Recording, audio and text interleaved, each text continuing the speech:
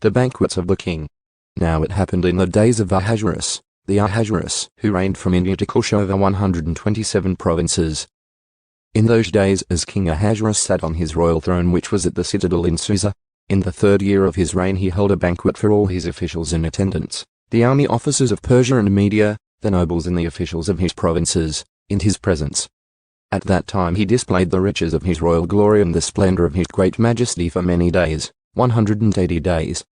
When these days were finished, the king held a banquet lasting 7 days for all the people who were present at the citadel in Susa, from the greatest to the least, in the courtyard of the garden of the king's palace.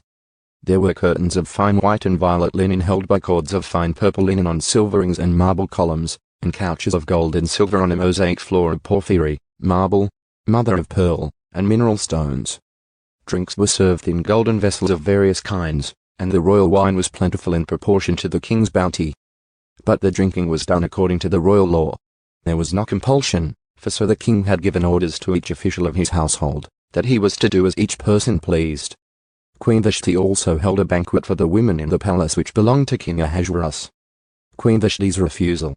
On the 7th day, when the heart of the king was cheerful with wine, he ordered Mehuman, Biztha, Harbina, Bigtha, Abagtha, Zithar, and Karkas, the 7 eunuchs who served in the presence of King Ahasuerus, to bring Queen Vashti before the king with her royal turban in order to display her beauty to the people and the officials, for she was beautiful. But Queen Vashti refused to come at the king's order delivered by the eunuchs. So the king became very angry, and his wrath burned within him. Then the king said to the wise men who understood the times, for it was the custom of the king to speak this way before all who knew Persian law and justice, and were close to him, namely, Karshana, Shatar, Admatha, Tarshish, Meres, Masla, and Memucan, the 7 officials of Persia and Media who had access to the king's presence and sat in the first place in the kingdom. According to law, what is to be done with Queen Vashti, since she did not obey the command of King Ahasuerus delivered by the eunuchs? And in the presence of the king and the other officials, Memucan said, Queen Vashti has wronged not only the king, but also all the officials and all the peoples who are in all the provinces of King Ahasuerus. For the queen's conduct will become known to all the women so as to make their own husbands despicable in their sight, when they say, King Ahasuerus commanded that Queen Vashti be brought into his presence, but she did not come. And this day the wives of the officials of Persia and Media who have heard about the queen's conduct will talk about it to all the king's officials, and there will be plenty of contempt and anger. If it pleases the king, let a royal edict be issued by him on let it be written in the laws of Persia and Media so that it cannot be repealed, that Vashti may not come into the presence of King Ahasuerus, and let the king give her royal position to another who is more worthy than she. When the king's edict which he will make is heard throughout his kingdom, great as it is, then all women will give honor to their husbands, great and small. Now this word pleased the king and the officials, and the king did as Memucan proposed. So he sent letters to all the king's provinces, to each province according to its script, and to every people according to their language, that every man was to be the ruler in his own house and the one who speaks in the language of his own people Vashti's successor sought. After these things, when the anger of King Ahasuerus had subsided, he remembered Vashti and what she had done, and what had been decided regarding her. Then the king's attendants, who served him, said, Let beautiful young virgins be sought for the king. And may the king appoint overseers in all the provinces of his kingdom, and have them bring every beautiful young virgin to the citadel of Susa, to the harem, into the custody of Haggai, the king's eunuch, who is in charge of the women. And let their cosmetics be given to them. Then let the young woman who pleases the king be queen in place of Vashti. And the suggestion pleased the king, and he did accordingly. There was a Jew at the citadel in Susa whose name was Mordecai, the son of Jair, the son of Shemaiah, the son of Kish, a Benjaminite, who had been taken from Jerusalem with the exiles who had been deported with Jeconiah king of Judah, whom Nebuchadnezzar the king of Babylon had deported.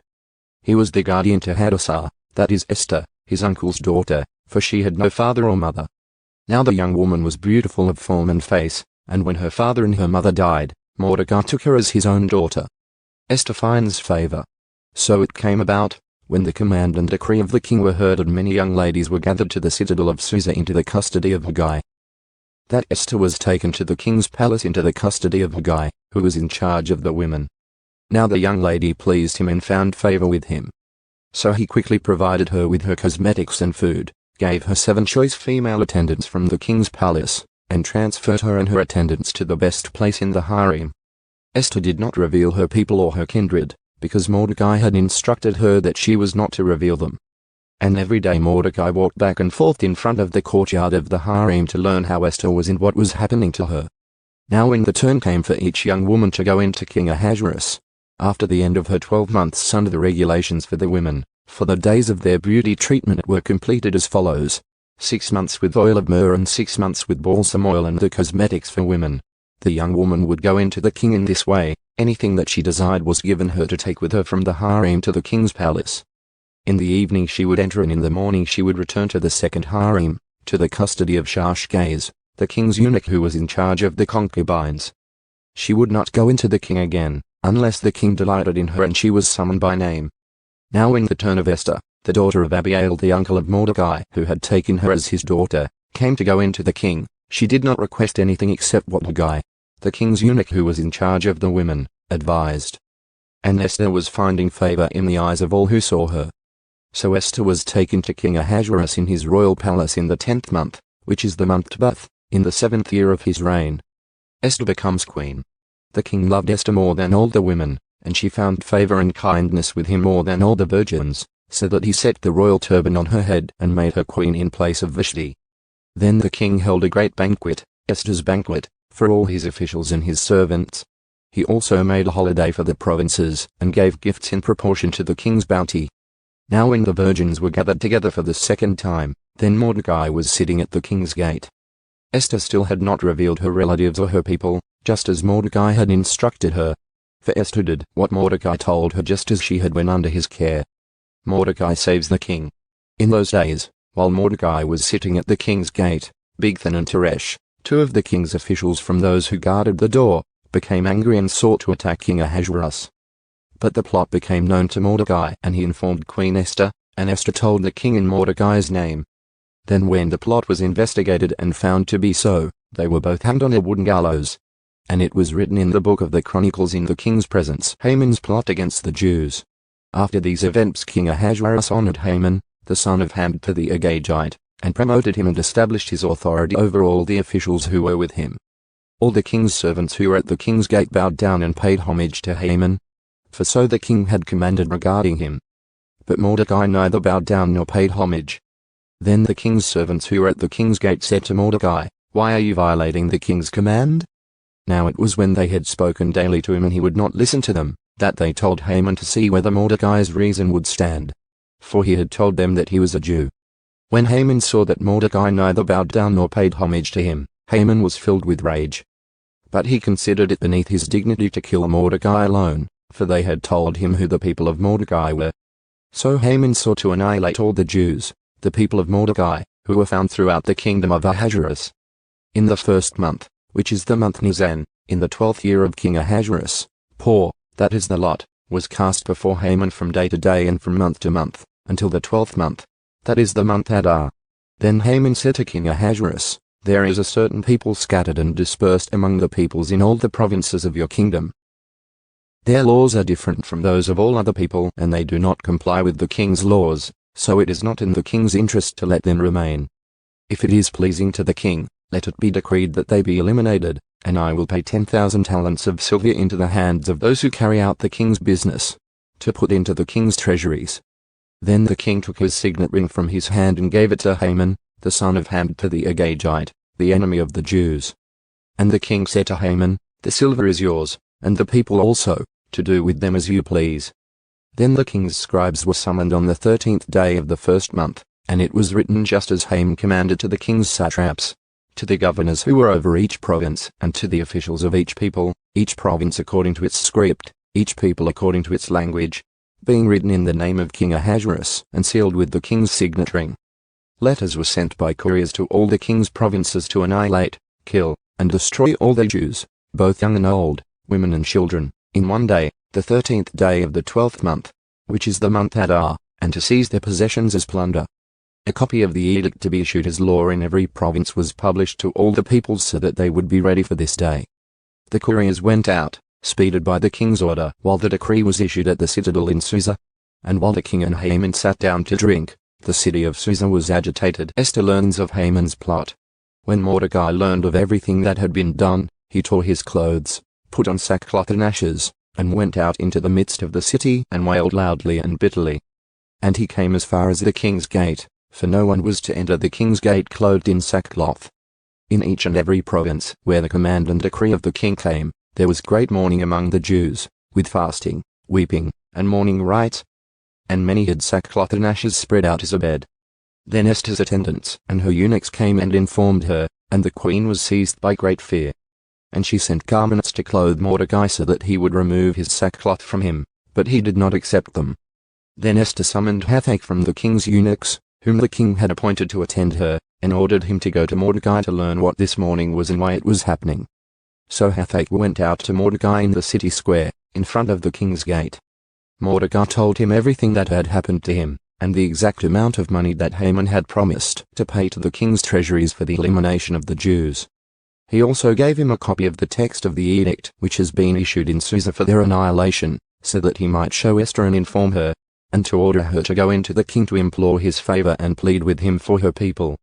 So Hathach came back and reported Mordecai's words to Esther. Then Esther spoke to Hathach and ordered him to reply to Mordecai. All the king's servants and the people of the king's provinces know that for any man or woman who comes to the king in the inner courtyard, who is not summoned, he has only one law, that he be put to death, unless the king holds out to him the golden scepter so that he may live. And I have not been summoned to come to the king for these 30 days. And they reported Esther's words to Mordecai. Then Mordecai told them to reply to Esther, "Do not imagine that you in the king's palace can escape any more than all the other Jews. For if you keep silent at this time, liberation and rescue will arise for the Jews from another place, and you and your father's house will perish. And who knows whether you have not attained royalty for such a time as this?" Esther plans to intercede. Then Esther told them to reply to Mordecai. "Go, gather all the Jews who are found in Susa, and fast for me. Do not eat or drink for 3 days, night or day. I and my attendants also will fast in the same way. And then I will go into the king, which is not in accordance with the law. And if I perish, I perish." So Mordecai went away and did just as Esther had commanded him. Esther plans a banquet. Now it came about on the 3rd day that Esther put on her royal robes and stood in the inner courtyard of the king's palace in front of the king's rooms. And the king was sitting on his royal throne in the throne room, opposite the entrance to the palace. When the king saw Esther the queen standing in the courtyard, she obtained favor in his sight, and the king extended to Esther the golden scepter which was in his hand. So Esther approached and touched the top of the scepter. Then the king said to her, "What is troubling you, Queen Esther? And what is your request? Up to half of the kingdom it shall be given to you." Esther said, "If it pleases the king, may the king and Haman come this day to the banquet that I have prepared for him." Then the king said, "Bring Haman quickly so that we may do as Esther desires." So the king and Haman came to the banquet which Esther had prepared. As they drank their wine at the banquet, the king said to Esther, "What is your request? For it shall be granted to you." "And what is your wish?" "Up to half of the kingdom it shall be done." So Esther replied, "My request and my wish is, if I have found favor in the sight of the king, and if it pleases the king to grant my request and do what I wish, may the king and Haman come to the banquet which I will prepare for them, and tomorrow I will do as the king says." Haman's pride. Then Haman went out that day joyful and pleased of heart. But when Haman saw Mordecai at the king's gate, and that he did not stand up or tremble before him, Haman was filled with anger against Mordecai. Haman controlled himself, however, and went to his house. But he sent for his friends and his wife Zeresh. Then Haman told them of the glory of his riches, and his many sons, and every occasion on which the king had honored him and how he had promoted him above the officials and servants of the king. Haman also said, "Even Esther the queen let no one except me come with the king to the banquet which she had prepared. And tomorrow also I am invited by her with the king. Yet all of this does not satisfy me every time I see Mordecai the Jew sitting at the king's gate." Then Zeresh his wife and all his friends said to him, "Have a wooden gallows 50 cubits high made, and in the morning ask the king to have Mordecai hanged on it. Then go joyfully with the king to the banquet." And the advice pleased Haman, so he had the wooden gallows made. The king plans to honor Mordecai. During that night the king could not sleep, so he gave an order to bring the book of records, the Chronicles, and they were read before the king. And it was found written what Mordecai had reported about Bigthana and Teresh, 2 of the king's eunuchs who were doorkeepers, that they had sought to attack King Ahasuerus. Then the king said, "What honor or dignity has been bestowed on Mordecai for this?" And the king's servants who attended him said, "Nothing has been done for him." So the king said, "Who is in the courtyard?" Now Haman had just entered the outer courtyard of the king's palace in order to speak to the king about hanging Mordecai on the wooden gallows which he had prepared for him. So the king's servants said to him, "Behold, Haman is standing in the courtyard." And the king said, "Have him come in." Haman then came in, and the king said to him, "What is to be done for the man whom the king desires to honor?" And Haman said to himself, "Whom would the king desire to honor more than me?" Therefore Haman said to the king, "For the man whom the king desires to honor, have them bring a royal robe which the king has worn, and the horse on which the king has ridden, and on whose head a royal turban has been placed. Then order them to hand the robe and the horse over to one of the king's noble officials, and have them dress the man whom the king desires to honor, and lead him on horseback through the city square, and proclaim before him, so it shall be done for the man whom the king desires to honor. Haman must honor Mordecai." Then the king said to Haman, "Quickly, take the robe and the horse just as you have said, and do so for Mordecai the Jew, who is sitting at the king's gate. Do not fail to do anything of all that you have said." So Haman took the robe and the horse, and dressed Mordecai, and led him on horseback through the city square, and proclaimed before him, "So it shall be done for the man whom the king desires to honor." Then Mordecai returned to the king's gate, while Haman hurried home, mourning, with his head covered. And Haman informed Zeresh his wife and all his friends of everything that had happened to him. Then his wise men and Zeresh his wife said to him, "If Mordecai, before whom you have begun to fall, is of Jewish origin, you will not prevail over him, but will certainly fall before him." While they were still talking with him, the king's eunuchs arrived and quickly brought Haman to the banquet which Esther had prepared. Esther's plea. Now the king and Haman came to drink wine with Esther the queen. And the king said to Esther on the second day also as they drank their wine at the banquet, "What is your request, Queen Esther? It shall be granted you. And what is your wish? Up to half of the kingdom it shall be done." Then Queen Esther replied, "If I have found favor in your sight, O king, and if it pleases the king, let my life be given me as my request, and my people as my wish. For we have been sold, I and my people, to be destroyed, killed, and eliminated. Now if we had only been sold as slaves, men and women, I would have kept silent, because the distress would not be sufficient reason to burden the king." Then King Ahasuerus asked Queen Esther, "Who is he, and where is he, who would presume to do such a thing?" And Esther said, "A foe and an enemy is this wicked Haman." Then Haman became terrified before the king and queen. Haman is hanged. The king then got up in his anger from drinking wine and went into the palace garden. But Haman stayed to beg for his life from Queen Esther, for he saw that harm had been determined against him by the king. Now when the king returned from the palace garden into the place where they had been drinking wine, Haman was falling on the couch where Esther was. Then the king said, "Will he even assault the queen with me in the house?" As the word went out of the king's mouth, they covered Haman's face. Then Harbonah, one of the eunuchs who stood before the king, said, "Indeed, behold, the wooden gallows standing at Haman's house 50 cubits high, which Haman made for Mordecai, who spoke good in behalf of the king." And the king said, "Hang him on it." So they hanged Haman on the wooden gallows which he had prepared for Mordecai, and the king's anger subsided. Mordecai promoted. On that day King Ahasuerus gave the house of Haman, the enemy of the Jews, to Queen Esther. And Mordecai came before the king, because Esther had disclosed what he was to her. Then the king took off his signet ring, which he had taken away from Haman, and gave it to Mordecai. And Esther set Mordecai over the house of Haman. Then Esther spoke again to the king, fell at his feet, wept, and pleaded for his compassion to avert the evil scheme of Haman the Agagite and his plot which he had devised against the Jews. And the king extended the golden scepter to Esther. So Esther got up and stood before the king. Then she said, "If it pleases the king, and if I have found favor before him, and the matter seems proper to the king, and I am pleasing in his sight, let it be written to revoke the letters devised by Haman, the son of Hammedatha the Agagite, which he wrote to eliminate the Jews who are in all the king's provinces. For how can I endure to see the disaster which will happen to my people, and how can I endure to see the destruction of my kindred?" So King Ahasuerus said to Queen Esther and to Mordecai the Jew, "Behold, I have given the house of Haman to Esther, and they have hanged him on the wooden gallows because he had reached out with his hand against the Jews. The king's decree avenges the Jews. Now you write to the Jews as you see fit, in the king's name, and seal it with the king's signet ring. For a decree which is written in the name of the king and sealed with the king's signet ring may not be revoked." So the king's scribes were summoned at that time in the 3rd month, that is, the month Sivan, on the 23rd day. And it was written in accordance with everything that Mordecai commanded the Jews, the satraps, the governors, and the officials of the provinces which extended from India to Cush, 127 provinces, to every province according to its script, and to every people according to their language, as well as to the Jews according to their script and their language. He wrote in the name of King Ahasuerus, and sealed it with the king's signet ring, and sent letters by couriers on horses, riding on royal relay horses, offspring of racing mares.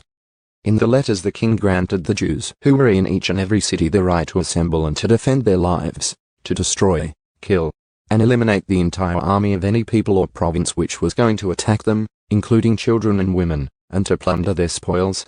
On one day in all the provinces of King Ahasuerus, on the 13th day of the 12th month, that is, the month Adar. A copy of the edict to be issued as law in each and every province was published to all the peoples, so that the Jews would be ready for this day to avenge themselves on their enemies. The couriers, hurrying and speeded by the king's command, left, riding on the royal relay horses, and the decree was issued at the citadel in Susa. Then Mordecai went out from the presence of the king in a royal robe of violet and white, with a large crown of gold and a garment of fine linen and purple. And the city of Susa shouted and rejoiced. For the Jews there was light, joy, jubilation, and honor. In each and every province and in each and every city, wherever the king's commandment and his decree arrived, there was joy and jubilation for the Jews, a feast and a holiday. And many among the peoples of the land became Jews, because the dread of the Jews had fallen on them. The Jews destroy their enemies. Now in the 12th month, that is, the month Adar, on the 13th day, when the king's command and edict were to be put into effect, on the day when the enemies of the Jews hoped to gain the mastery over them, it turned out to the contrary, so that the Jews themselves gained mastery over those who hated them. The Jews assembled in their cities throughout the provinces of King Ahasuerus to attack those who sought to harm them. And no one could stand against them, because the dread of them had fallen on all the peoples. Even all the officials of the provinces, the satraps, the governors, and those who were doing the king's business were supporting the Jews, because the dread of Mordecai had fallen on them. For Mordecai was great in the king's house, and the news about him spread throughout the provinces. For the man Mordecai became greater and greater. So the Jews struck all their enemies with the sword, killing and destroying, and they did as they pleased to those who hated them. At the citadel in Susa the Jews killed and eliminated 500 men, and they killed Pashantha, Dalphon, Aspatha, Paratha, Adalia, Aritha, Pamashta, Arizai, Aradai, and Viztha, the 10 sons of Haman the son of Hamtha, the Jews' enemy. But they did not lay their hands on the plunder. On that day the number of those who were killed at the citadel in Susa was reported to the king. And the king said to Queen Esther, the Jews have killed and eliminated 500 men and the 10 sons of Haman at the citadel in Susa. What have they done in the rest of the king's provinces?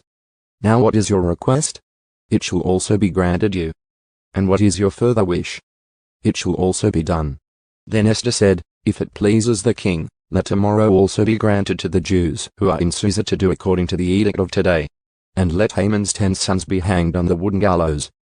So the king commanded that it was to be done so. And an edict was issued in Susa, and Haman's 10 sons were hanged. The Jews who were in Susa assembled also on the 14th day of the month Adar and killed 300 men in Susa, but they did not lay their hands on the plunder.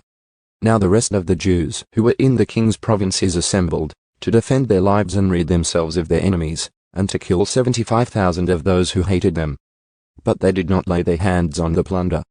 It was done on the 13th day of the month Adar, and on the 14th day they rested and made it a day of feasting and rejoicing. But the Jews who were in Susa assembled on the 13th and the 14th of the same month, and they rested on the 15th day and made it a day of feasting and rejoicing.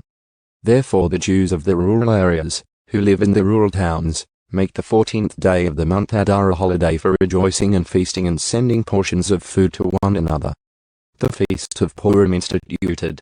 Then Mordecai recorded these events, and he sent letters to all the Jews who were in all the provinces of King Ahasuerus, both near and far, obliging them to celebrate the 14th day of the month Adar, and the 15th day of the same month, annually, because on those days the Jews rid themselves of their enemies, and it was a month which was turned for them from grief into joy, and from mourning into a holiday. That they were to make them days of feasting and rejoicing, and sending portions of food to one another, and gifts to the poor. So the Jews undertook what they had started to do, and what Mordecai had written to them. For Haman the son of Hamtha, the Agagite, the adversary of all the Jews, had schemed against the Jews to eliminate them, and had cast Por, that is the lot, to disturb them and eliminate them. But when it came to the king's attention, he commanded by letter that his wicked scheme which he had devised against the Jews was to return on his own head, and that he and his sons were to be hanged on the wooden gallows. Therefore they called these days Purim after the name of Por. And because of the instructions in this letter, both what they had seen in this regard and what had happened to them, the Jews established and made a custom for themselves, their descendants, and for all those who allied themselves with them, so that they would not fail to celebrate these 2 days according to their regulation and according to their appointed time annually. So these days were to be remembered and celebrated throughout every generation, every family, every province, and every city. And these days of Purim were not to be neglected by the Jews, or their memory fade from their descendants. Then Queen Esther, daughter of Abiel, with Mordecai the Jew, wrote with full authority to confirm this second letter about Purim. He sent letters to all the Jews, to the 127 provinces of the kingdom of Ahasuerus, namely, words of peace and truth, to establish these days of Purim at their appointed times, just as Mordecai the Jew and Queen Esther had established for them, and just as they had established for themselves and for their descendants, with instructions for their times of fasting and their mourning. The command of Esther established these customs for Purim, and it was written in the book Mordecai's Greatness. Now King Ahasuerus imposed a tax on the land and the coastlands of the sea, and every accomplishment of his authority and power, and the full account of the greatness of Mordecai with which the king honored him, are they not written in the book of the Chronicles of the kings of Media and Persia? For Mordecai the Jew was second only to King Ahasuerus, and great among the Jews, and in favor with his many kinsmen, one who sought the good of his people and one who spoke for the welfare of his entire nation.